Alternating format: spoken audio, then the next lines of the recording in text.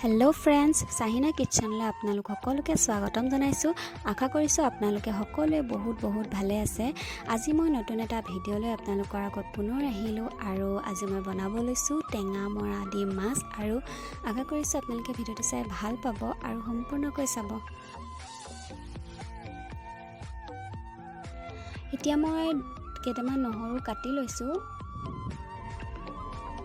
মাছ কেইপিছমান ভাজি লৈছোঁ আৰু লগতে টেঙা মৰা পাতখিনিও মিহি মিহিকৈ কাটি লৈছোঁ।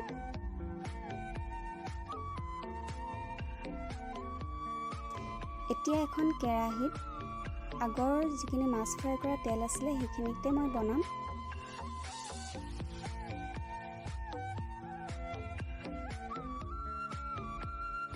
তেলখিনি গৰম হৈ যোৱাত এতিয়া মই নহৰুখিনি দি দিছোঁ।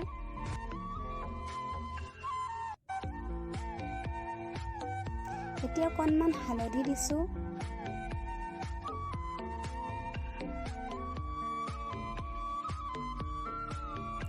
এতিয়া অকণ ৰঙচুৱা হোৱালৈকে অকণ ভাজিলোঁ আৰু এতিয়া মই দি দিম টেঙা মৰা পাতখিনি।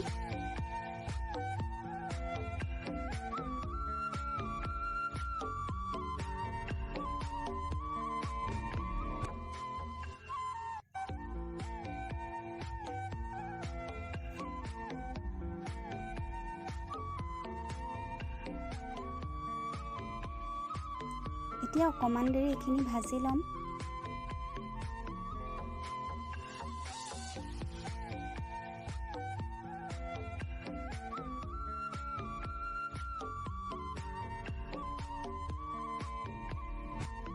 আৰু ঢাকন মাৰি অকণমান দেৰি সিজিবলৈ দিম। এতিয়া অকণমান নিমখ দি দিছোঁ।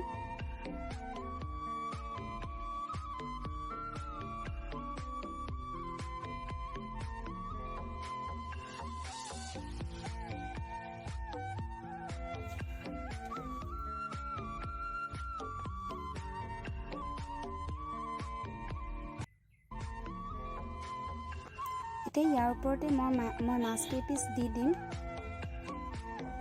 আৰু অকণমান পানী দি দিম সিজিবৰ কাৰণে।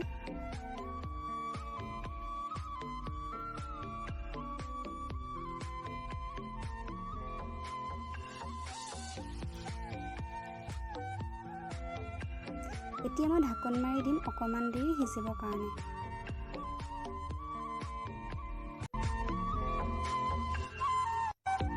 চব উতলি গ'ল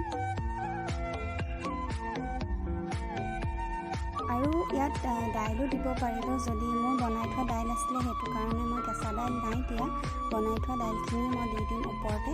আৰু যদি আপোনালোকে দাইল দিব বিচাৰে তেতিয়াহ'লে কেঁচা দাইলখিনি আগতে মজাই থাকোঁতেই দি দিব। এইখিনি এতিয়া মই অকণমান দেৰি উতলিবলৈ দিম।